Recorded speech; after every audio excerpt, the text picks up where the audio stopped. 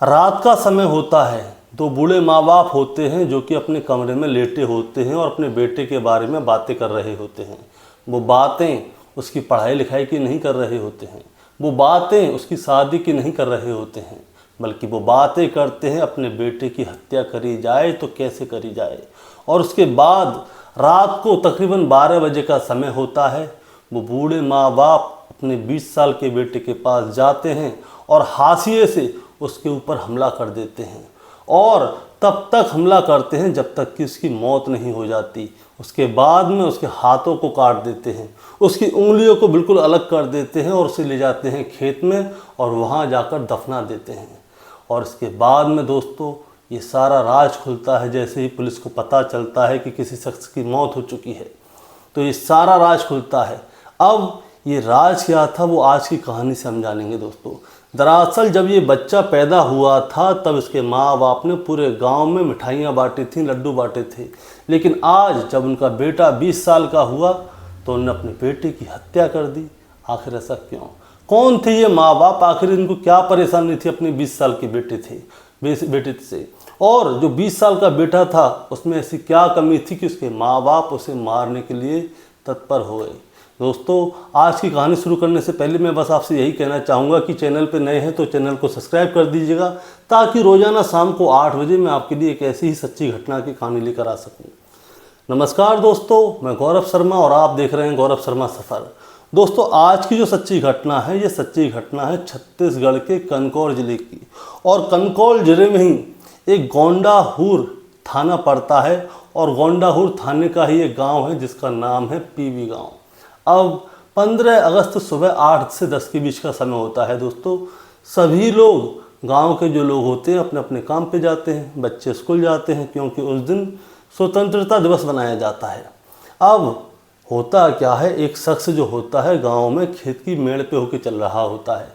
अब वो खेत की मेड़ पे होके चल रहा होता है तभी उसकी नज़र ज़मीन में कुछ अजीब सी चीज़ पर पड़ती है। वो उसके पास जाता है और उसे ध्यान से देखता है तो उसे देखने को मिलता है कि वो किसी इंसान की उंगलियां थी, यानी कि किसी इंसान की उंगलियां कट के वहाँ पे पड़ी हुई हैं। जैसे ही उसे ये वाली बात पता चलती है, जैसे ही वो समझता है कि ये किसी इंसान के हाथ की उंगलियां हैं, वो ज़ोर ज़ोर से चिल्लाता हुआ गांव की ओर जाता है और गांव में जाके ये बात सबको बता देता है।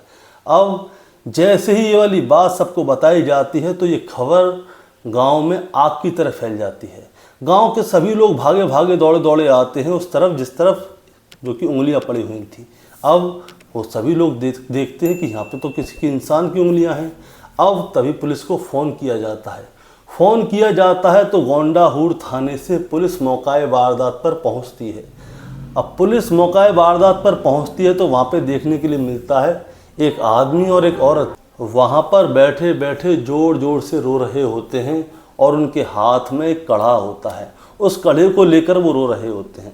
अब पुलिस वहाँ पर पहुँचती है और उन दोनों शख्स को देखती है और उनसे पूछती है कि तुम कौन हो और यहाँ पे क्यों रो रहे हो?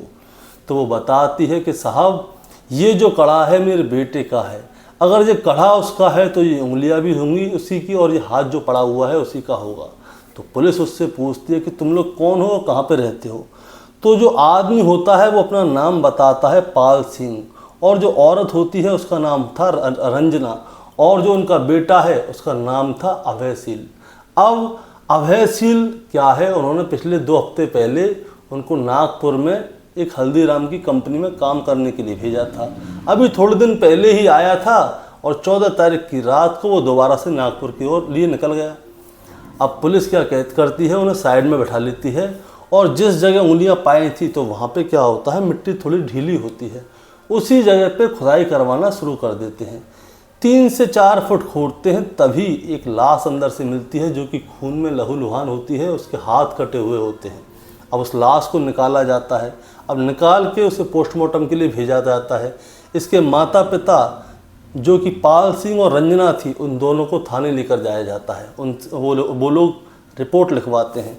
अब उनसे पूछते हैं कि क्या आपको किसी के ऊपर शक है, ये अभय कहाँ गया था, कैसे गया था, आप हमें सारी बात बताइए। अब पाल सिंह और रंजना जो कि अभय के माता पिता थे वो पुलिस को सारी कहानी बताते हैं। वो कहते हैं कि हमारा बेटा आज से लगभग 2 हफ्ते पहले नागपुर में एक हल्दीराम की कंपनी में काम करने गया था। अभी 4-5 दिन पहले ही आया था। अब 14 अगस्त की शाम को उसको वापस जाना था, लेकिन होता क्या है, उसके पास एक कॉल आता है, फ़ोन आता है। तो वो क्या करता है, रात को तकरीबन 11:30 बजे वहाँ से चला जाता है। उसके किसी दोस्त का फ़ोन आता है कि ऐसा पार्टी करेंगे क्या, कोई बर्थडे वगैरह होगा, जन्मदिन वगैरह होगा। तो वो चला जाता है। वो कहता है कि मैं अभी आधे घंटे में आता हूँ। हमने कहा ठीक है भाई चले जाओ। लेकिन क्या होता है, उसके बाद वो नहीं आता। हमने उसको सारी रात फ़ोन किए, लेकिन उसका ना फ़ोन उठा, ना उसकी कोई खबर आई। अब सुबह ही सुबह हमें पता चला कि गांव में हमारे खेत के पास में किसी के हाथ और उसकी उंगलियां मिली हैं। तो हम भागे भागे दौड़े दौड़े वहाँ पे आए, तो हमने देखा कि ये अब उस हाथ के पास में क्या था, एक कड़ा था। हमने देखा ये कड़ा तो हमारे बेटे अभय का है। अब ये कड़ा अभय का है तो ये लाश भी या उंगलियां जो मिली हैं वो सब अभय की होंगी। और बाद में आप लोग आए, आपने खोदा तो पता चला ये सारी उंगलियां और हाथ अभय का ही था। उसके बाद में हमारे ही खेत में हमारे बेटे को मार के जो लोग हैं वो डाल गए। अब पुलिस क्या करती है, उनसे डायरेक्ट पूछ नहीं सकती और भी बातें, तो उनको क्या करती है, आप लोग घर जाओ, हम इसकी जांच पड़ताल निकालते हैं, आप अपने बेटे का फ़ोन नंबर हमें लिखवा जाइए। तो पुलिस क्या करती है, सारे गांव में लोगों से उस अभय के बारे में जानकारी लेती है। तो वो बताते हैं कि आज से 2 हफ्ते पहले कहीं गया था काम के लिए, फिर वापस आ गया। चलिए कोई दिक्कत नहीं। अब पुलिस क्या करती है, अभय के फ़ोन नंबर को सर्विलांस पे डलवाती है, उसकी कॉल डिटेल निकालती है। अब जब उसकी कॉल डिटेल निकाली जाती है तो 14 अगस्त की रात को अभय के फ़ोन पे कोई भी फ़ोन नहीं आया था। सबसे पहली बात तो ये है।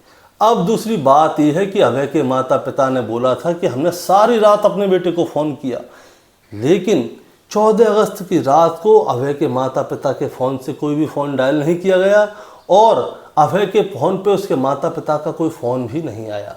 अब पुलिस के शक के दायरे में अभय के माता पिता आ जाते हैं, यानी कि पाल सिंह और रंजना। अब पुलिस क्या करती है कि इसके माता पिता ने झूठ क्यों बोला। तो सारे गांव में बार बार पूछताछ करते हैं तो कोई रिजल्ट मिलता नहीं है। बस ये पता चलता है कि जो अभय था वो नशे का आदी था और बहुत भयंकर नशे का आदी था। अब पुलिस सारी चीज़ों को, तथ्य को एक साथ रखती है। उसके बाद में पाल सिंह और रंजना, जो कि अभय के माता पिता थे, उन दोनों को घर से उठवा लेती है और उनके साथ थोड़ी सख्ताई दिखाती है और उनसे बोलते हैं कि सच सच बताओ, अभय को तुम लोगों ने क्यों मारा। अब जैसे ही पुलिस पूछती है कि अभय को तुमने क्यों मारा, वैसे ही रंजना और पाल सिंह के पैर के नीचे से ज़मीन खिसक जाती है और फिर वो सारी बातें सच सच बताते हैं। वो बताते हैं कि साहब, जब हमारा बेटा हुआ था ना तो हमने उसके लिए बड़ी मन्नतें मांगी थी। जब हमारा बेटा हुआ तो हमने सारे गांव में लड्डू बंटवाए थे, क्योंकि ये हमारा इकलौता बेटा है। लेकिन हमने इसे इतना लाड़ प्यार दे दिया कि ये लाड़ प्यार में बिगड़ गया। दरअसल होता क्या है, जैसे जैसे बड़ा होता गया इसके अंदर बहुत सारी ऐब आने लग गई। ये नशा करने का आदी हो गया। अब नशा करने के साथ साथ ये शराब पीता था, चिलम लगाता था, गांजा लगाता था, पता नहीं क्या क्या नशा किया करता था। अब ये क्या करता था, गांव में जाता था, किसी की साइकिल मिल जाती उसे उठा के ले आता, किसी की मोटर मिल जाती उसे उठा के ले आता, किसी के घर के बाहर कोई भी सामान रखा होता उसे उठा के हमारे घर पे ले आता था। फिर बाद में उसे बेचता था और बेचने के बाद जो पैसे आते थे उनसे नशा किया करता था। जैसे ही गांव वालों को पता चलती कि अबे उनका सामान लेके गया तो पूरे गांव के लोग हमसे लड़ने के लिए आया करते थे। सारे गांव में हमारी कोई इज्जत नहीं बची थी। इसके बाद में हम लोग बहुत ज़्यादा परेशान हो गए। जब गांव के लोग हमसे शिकायत करने आते थे तो हम अभय को डांटा करते थे। तो पता चला अभय अब हमें ही डांटने लग गया और इतने से ही उसका मन नहीं भरा। अभय क्या करता था, अपने बाप के ऊपर हाथ भी उठा दिया करता था। दरअसल 2-4 दिन पहले की बात है, अभय एक साइकिल उठा के लाया था तो उसके पापा उसे बहुत ज़ोर ज़ोर से डांट रहे थे। तभी उसने क्या किया, अपने पापा के ऊपर ही हाथ उठा दिया और उनमें 3-4 थप्पड़ बहुत ज़ोर ज़ोर से मार दिए। लेकिन ये वाली बात अब साहब हम दोनों को मंजूर नहीं हुई कि हमने जिस बेटे को इतने लाड़ प्यार से पाला, आज वो हमारे ऊपर हाथ उठा रहा है, कल तो ये और भी कुछ कर लेगा। इसीलिए 14 अगस्त की रात को हमको सारी रात नींद नहीं आई। हमने सोचा अब क्या किया जाए, अब ये हाथ से निकल गया है, अब ये सुधरने वाला नहीं है। तो रंजना और जो पाल सिंह थे, जो कि अभय के माता पिता थे, वो दोनों रात को मिलकर प्लानिंग करते हैं उसके बाद में रात को लगभग 12 बजे के आसपास वो एक हांसिया लेकर आते हैं और आते ही अभय के ऊपर ताबड़तोड़ हमला कर देते हैं। अब अभय मर जाता है। अभय मर जाता है तो उसके बाद में क्या होता है, वो उसके हाथों को काटते हैं, क्योंकि उसने अपने बाप के ऊपर हाथ उठाया था, और उसके साथ में उसकी उंगलियों को भी काट देते हैं। उसे बोरी में रखते हैं और अपने खेत पे ले जाकर दफना देते हैं। उसके बाद में चुपचाप आके घर पे सो जाते हैं। दोस्तों, मैं आपको एक बात बताना भूल गया, जब पुलिस इनकी कॉल डिटेल निकाल रही थी तो वो क्या करते हैं, अभय के घर पे जाते हैं और पूरे घर की फॉरेंसिक जांच भी करवाते हैं। तो वहाँ से अभय के खून के ट्रेस भी मिलते हैं। अब कहानी दोबारा से वहीं पे लाते हैं। अब क्या होता है, वहाँ पे उसको दफना के वापस आ जाते हैं, घर पे आके सो जाते हैं। ये सोचते हैं कि पुलिस इनको पकड़ नहीं पाएगी। अब इनकी एक गलती ने इनको पकड़ा दिया, क्योंकि इन्होंने कहा था कि हमने सारी रात कॉल किया था अभय को, लेकिन उसने फ़ोन नहीं उठाया। लेकिन पुलिस ने जब अभय की फ़ोन डिटेल निकलवाई, कॉल डिटेल निकलवाई, तो पता चला कि इसके माता पिता ने कोई कॉल किया ही नहीं था। उसके बाद इसके माता पिता को गिरफ्तार कर लिया जाता है और उसके बाद जेल में भेज दिया जाता है। अब दोस्तों, जैसे ही ये वाली बात गांव में पता चली तो गांव में दो तरह के लोग थे, दो तरह की विचारधारा थी। कुछ लोग तो कह रहे थे कि ऐसे बेटे को उसके माँ बाप ने मार दिया तो अच्छा है, जिसने कि अपने बाप के ऊपर हाथ उठाया था। लेकिन दूसरी तरफ लोग कह रहे थे कि अब इसके माता पिता को उसको समझाना चाहिए था, तो ये शायद सुधर सकता था। अब दोनों लोग थे, दो तरह की विचारधारा थी। लेकिन आप क्या कहना चाहेंगे अभय के लिए, जो कि अपने माता पिता के ऊपर हाथ उठाता था, और उसके माता पिता के लिए जिसने कि अपने बेटे को इस वजह से जान से मार डाला? दोस्तों, इस कहानी को सुनाने का मतलब आपको विचलित करना या परेशान करना नहीं है, बस आपको सावधान करना है। नमस्कार।